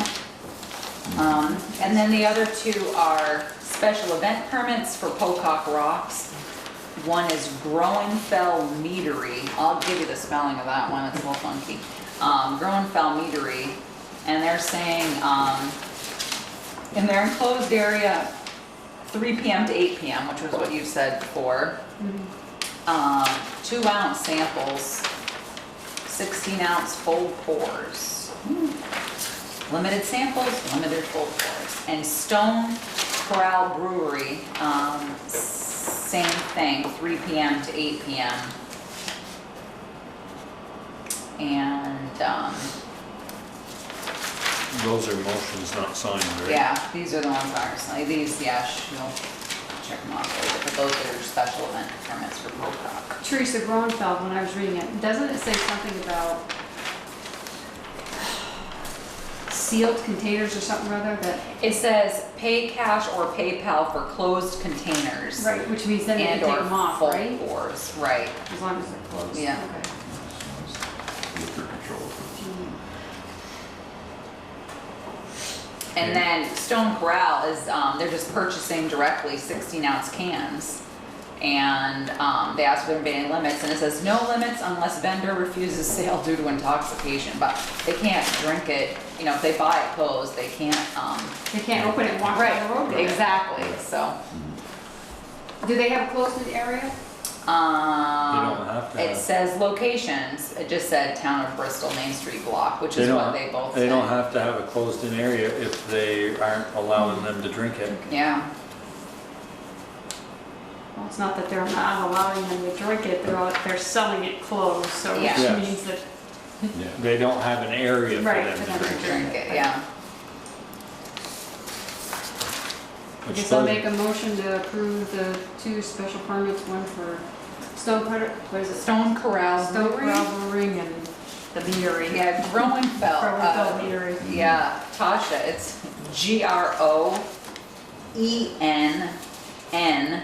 GROENNFELL, Meadery LLC. Alright, so that was Michelle. Not how I said it. Who seconded that? Seconded that. Nobody yet. Nobody yet. Oh, okay. Peter. Peter. Yeah, unless I made a motion. Any further discussion? Hearing none, all those in favor signify by saying aye. Aye. Opposed, nay. Motion carried. Select board concerns. Joel? Are we going to executive session? Yeah. I have one then for executive session, that's it. Is it going to be covered by the motion? Personnel, public office. yeah. Okay, then yeah. Employee, yeah. Okay. So that would be 2, I'll make that 2 evaluations of 2 public officers, okay. That's all I have. Michelle?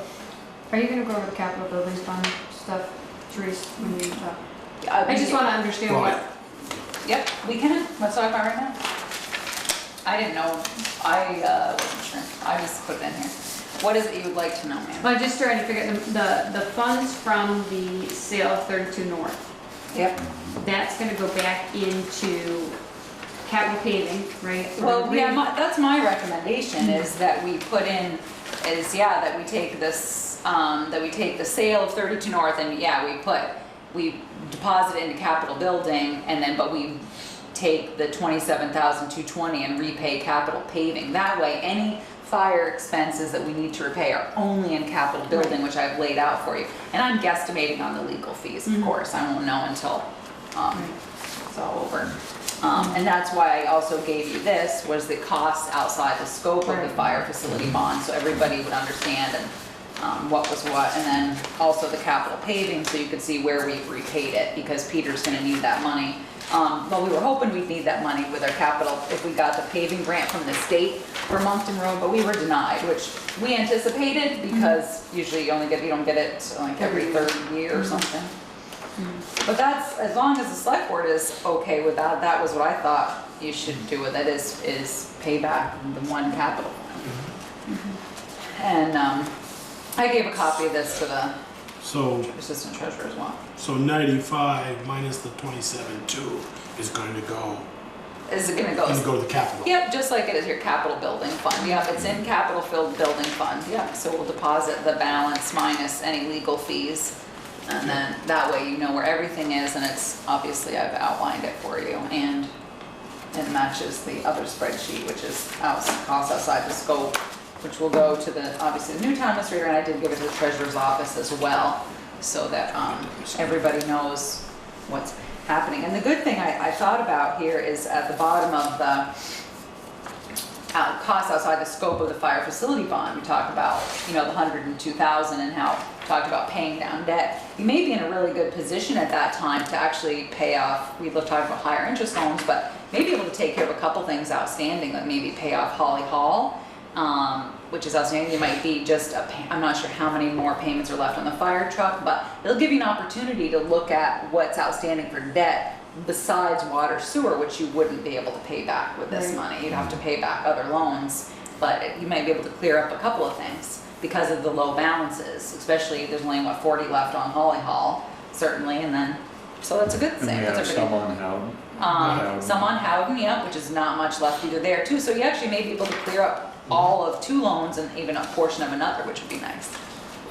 I was hoping we could take part of that sale, because the caveat's always been to me is that piece of land behind the fire station was really worth nothing without a sewer easement. And now putting the water line over it is going to remove the sewer easement, so it's saleable. And I was hoping to pay back that section of water line that's going down over that hill with a sale of that piece of land. That's my thought. I don't know. Which, are you talking about the sale of the 8.61 acres or the 18.8? Either. Okay, the 8.61, you'd already promised the voters that you would pay back any expenses that you incurred outside of the bond and your highest interest rate loans. The 18.8, you've made no promises with that, so you may be able to do that, put it towards. I don't know how much of that 685 or whatever the bid was from Munson is the water line over the hill. I don't yet either, I'd have to tell you that later, because we didn't see it. We didn't only get the saw- unit prices. Yeah, so we only saw the bottom, because the other thing that came out, so we haven't seen the unit pricings, because at the same time, I didn't get my grant for the downtown to take the brick, so that freed up $30,000 in sidewalks, which we're going to do on West Street. So we're hoping, obviously, to see the unit pricing from Munson and figure out how much we can add into the project. But that money's paid for, as well as you've already the road foreman already set aside $100,000 from capital roads to go towards this stormwater project as well. Right, no, I'm not, I'm just thinking, because we took a lot of heat from people saying, oh, till you got the fire station bond passed, and then you tell us about the water thing. Right. And I thought maybe it was all me, that we said, the sale of this land, couldn't sell it without a water line, and without a water line it isn't worth anything. So it was kind of a caveat. Right. To me, if we could pay off that water line that's going down over the hill. We with the money. can't with the money from the 8 acres. I was gonna say we Just can't. explained to you. Well, we could from, From the But 18. the 18.8 you certainly Yes. could. We haven't sold that yet. Yeah. no, Yeah, we absolutely. haven't sold the 8 yet. Right. Well, No, you can't yeah. until the water line goes in. Right, I know. Proceeds So- from it anyway. But yeah, So are you saying that 685 is actually 585? yeah, because remember, he set aside the 100,000 out of capital roads. So there's. So we're just about at our 50% forgiveness. That's right. And then depending on what, making sure obviously that there's nothing missing in the Right. bid and that sort of of course. I'm sure that somewhere there'll be something, but the $30,000 of sidewalk would be extra. That Would be extra, that'd be What extra. we were thinking is, well, they have their sidewalk guys there, it Yeah. may be. That would be nice to have them do that. Because what we had, looking at the plan with the engineer was like little pieces, Peter, like a couple here, a couple there. Yeah, So what I was 5, 10 thinking is feet. doing that and at the same time to take care of that issue is across the street, what also in this 30,000 is have them take the pieces out across from the rec club and put in the truncated domes. We could put in the crosswalk and then the landing pads like we talked about, for lack of a better word, that's not the correct term, landing pads, I know, but and the truncated domes on the Firehouse Drive portion to get people safely across. With the 30,000, we could get all that done. Yeah. But yeah, There are I a was lot. thinking about that when I was putting this together, like $100,000 from the capital roads. That's good. There are a lot of very low spots in the sidewalk Yes. on West Street. Yeah, but what do you think? So He you're wants to saying just go, leave the old one there, put the new one right over the top? Unless you want to wear your boots and it rains. he wants to Same thing go, with North Street. Yeah. yeah, he Almost wants to trees go like from that. Thad's, from the east side of Thad's, Peter, as far as it'll get him Okay. west. That's the plan. Good. As we were down there, I don't know, on the day, crying behind her. Michelle, anything else? I just want, what is Red House building? That was the door out front, Holly Hall, Oh, upstairs, Holly. What's the Red Which I House? still have to paint. I have to paint. No, that was it. I lost sight of the South Street Bridge. Where is that? Not in here, because this is capital paving. Yeah. The South Street Bridge is, I mean, just as an anecdotal, it's in the budget. yeah. And we made a payment on the line of credit because what's happening is we're getting these dribs and drabs. I think the last one was like $20. And I spoke to Jim LaCroix a few months ago and said, could we wrap this up, please? We'd like to roll this into a bond. And, but we did make a payment to Peoples to pay down on what we owed. But it's still, Ted, is every once in a while, I'm not sure if it's in this one or if it was the previous week, we got one for like 20, I think Yeah. it was 2 weeks ago, it was like 20 some odd dollars. And I said, you're just, I you're don't think it was killing in me. that one. No, I think it was, in the last one. previous. I said, you're killing me here. $12, just wrap it up. Just guesstimate an extra $100 and let's call it a day. But they don't think that. Peter, I'm good. Ted? All set. All right, Therese? You? You? No, are you good? All I right, said. if I had something to say, I'd say it. I've done a lot of talking tonight. I'm gonna be quiet for a minute, maybe, Okay, let's check. maybe. All right, so I had a memo from the fire chief that asked me to read. Okay, to the Town of Bristol Select Board from Brett LaRose. On Saturday, April 22nd, 2017, several Bristol firefighters gathered at the fire station to address needed landscaping and other groundwork. These individuals spent several hours of their Saturday backfilling a 300-yard-long trench and prepping the lawn for the summer. Without the contribution of these individuals, the cost of labor and equipment would have otherwise been the responsibility of the town.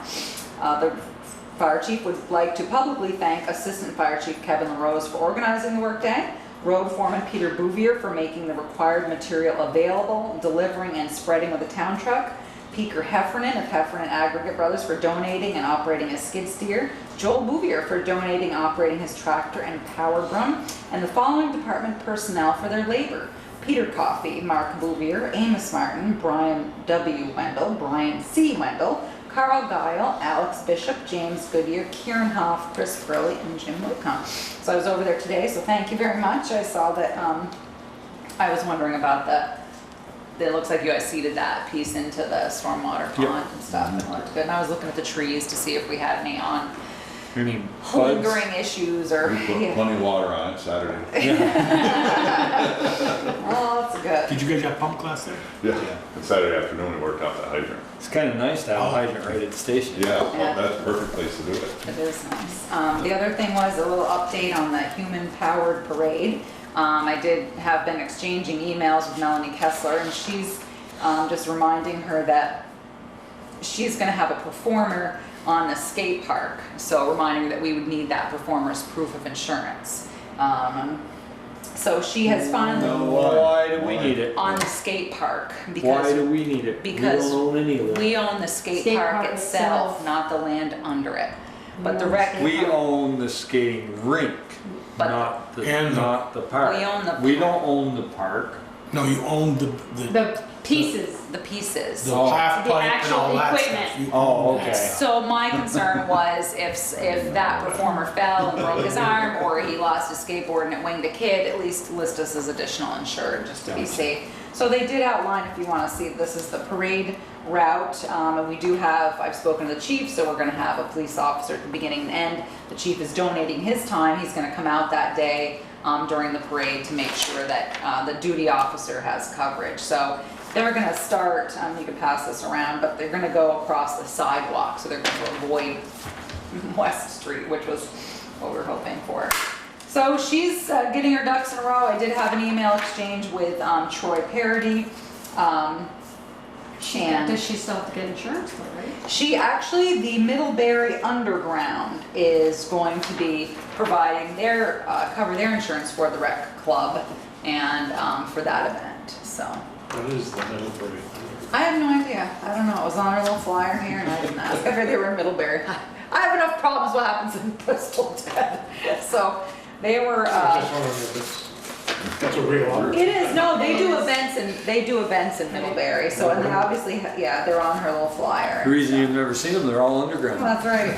So, they've sponsored several events in Middlebury, so that's what they were doing here. So she's got her bike decorating, and BMX show is not a BMX show, it's gonna be a skateboarder and maybe somebody on a Razor scooter. And then the parade is at 11, and then she's saying live band with food at 12:30, but last time I spoke to her, she had the band and was trying to get the food, so.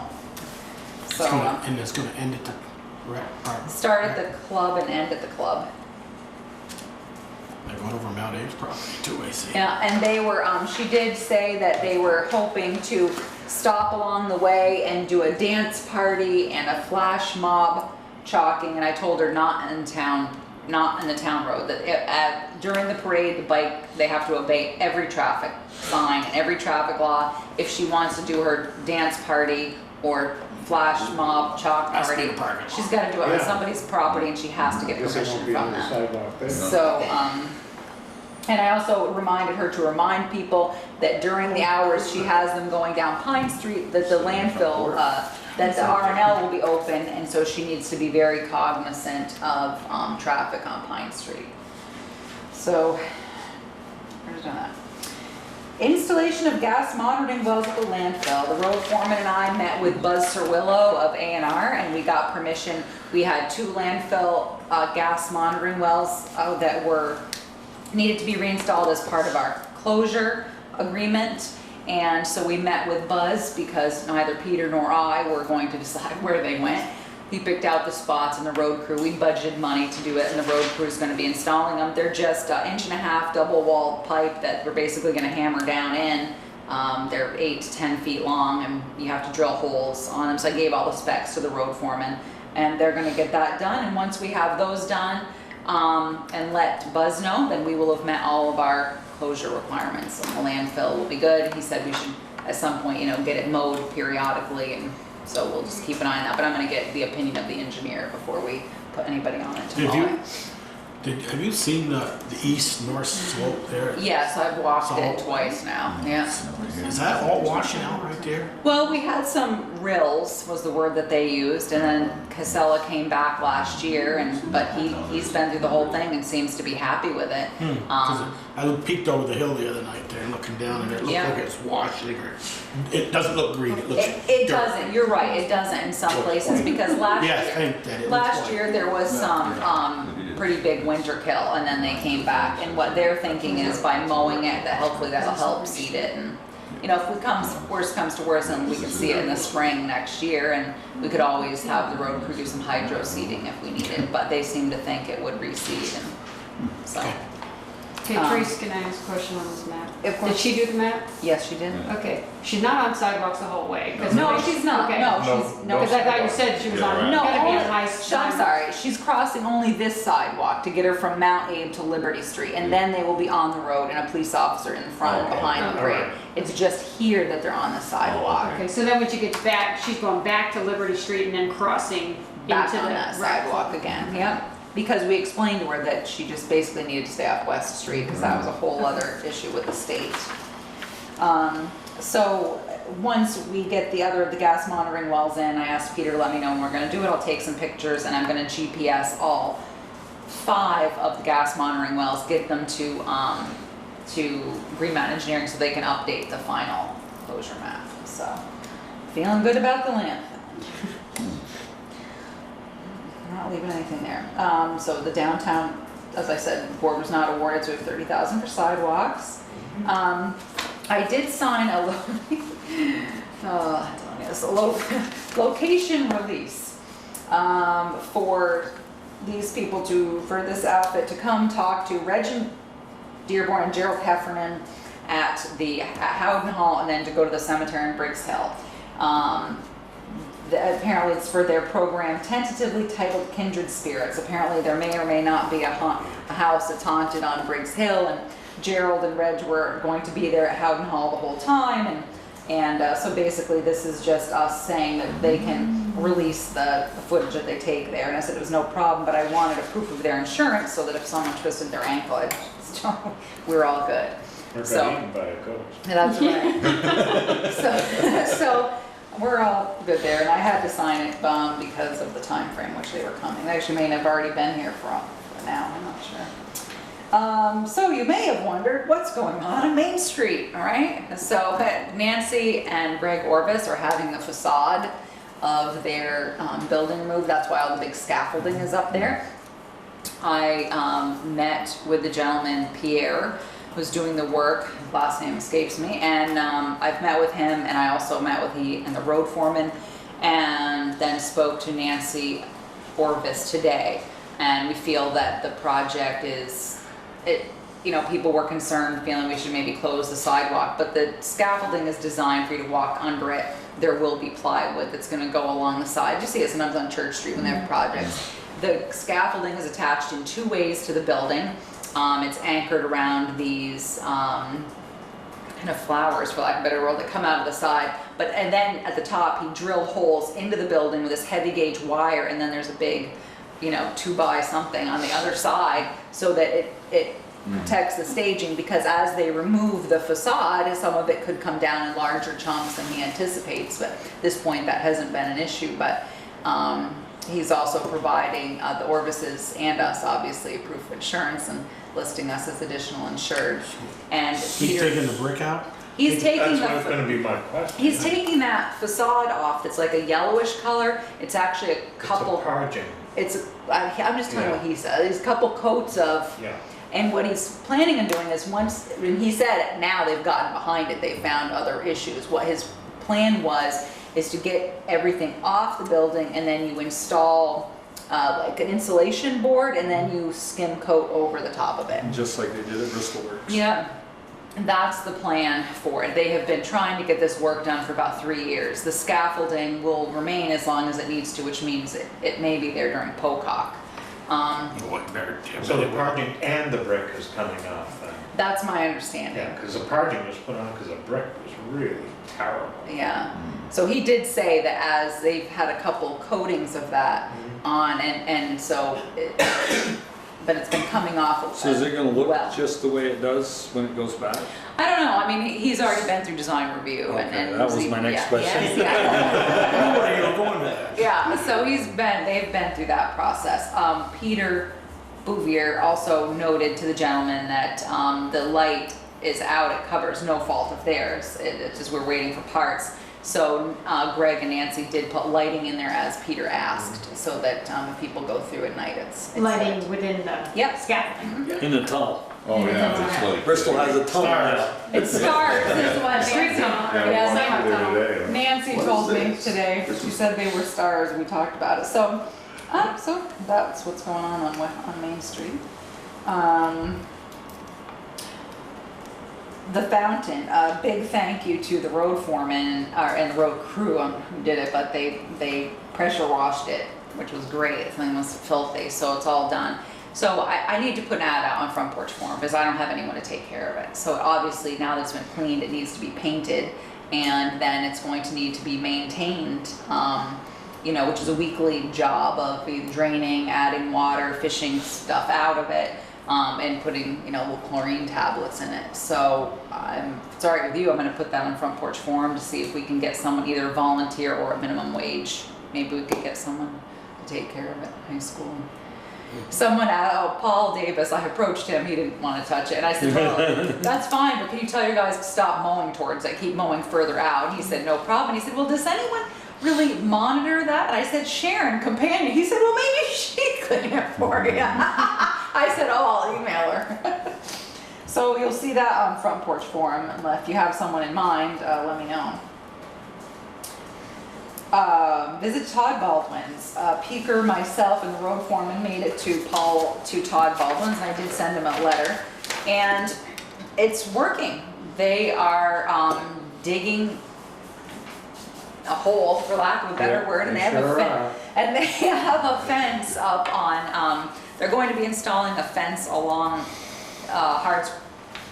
Hardscrabble Road. But while we were there, the dogs were quiet. They barked when Peeker pulled in, but there's big GMP trucks going by, cars going by, and they never barked. And they didn't bark at us when we were standing there. The plan is to continue to excavate out and relocate the dogs that are down behind Gertz and put them up in there. But while we were there, it was good. They just said that Sean and Mike had installed the sonar. But what's happening is that if a car goes by and it jerks, the dog is getting shocked, and to no fault of their own. There was some excessive barking up there on a Saturday, but we believe it was the Saturday prior to the Wednesday auction at SD, so it was just a lot of traffic. Brian McCormick spoke to me on Tuesday and played that on his phone so this was sitting on our back deck and you could hear the dogs barking. And I said, call Therese. yeah, and I don't know when that was because that I was. don't know, that was the heard it last on Tuesday time that we spoke, last week. because I went up on a Friday, spent about, half an hour with he and his wife. I actually spoke to the neighbors, and one of the neighbors closer to the Baldwins have no complaints about the dogs. And but anyways, we felt that it was fine and that they're doing what they can, and I did write him a letter asking him to finish it up by the end of, I told him I'd be up in June, the end of June. Yeah, he said he needed some time to get a little more money ahead, so. Yeah, and he also, if someone's looking for fill, if you can come and get it, he's also looking to get rid of some of the fill, but he'd done a nice job and talked to the road foreman about, not the road foreman, but them shaping the road a little bit, and it was fine. Nice job, and it was quiet, so. One of your last hurrahs visits, right? It will be. You go up and say goodbye. I will. Absolutely. Okay, I gave you the update on H 5.518, basically just an FYI for people watching. This is a proposal that is happening in the legislature that they have an idea that they are considering transferring teacher retirement from the general fund to the ed fund, and it's been in the general fund, I think since like 1947 or for an extended period of time. And the problem with that, obviously, is it's going to jack up property taxes, because their theory is if we, everybody has a current grand list, it'll help offset that. But everybody knows when you go through and you do a reappraisal, most generally property values rise. Yes, there are a few people whose property taxes will lower because maybe depreciation and things like that, but it's just something to be aware of, especially when I read the article on a couple Mondays ago about the high school is coming to with a bond. It just gives you an idea what to be thinking about for the state. It's an issue we should be monitoring, and it's to be thinking about as far as future budgets, as well as knowing that the high school is going to be coming. Obviously, Mount Abe needs repair, so it will obviously be coming to talk to about a reasonable bond amount. So it's just something to be aware of. I did email both Dave Sharp and Fred Baser and have attached their responses and to that email. So just something to worry about. Yes, they do. Well, it's interesting, because they're saying they can't touch this healthcare thing. They say, oh, yeah, we'll do that. There's been, looks like most of the personnel policy are getting signed. I'm meeting with the police chief is supposed to be getting together with, getting all of his questions. I believe he's received them now from his employees to come to talk to me, but it seems as though it'd be nice if the select board can make a motion that by May 19th, everyone has signed the personnel policy.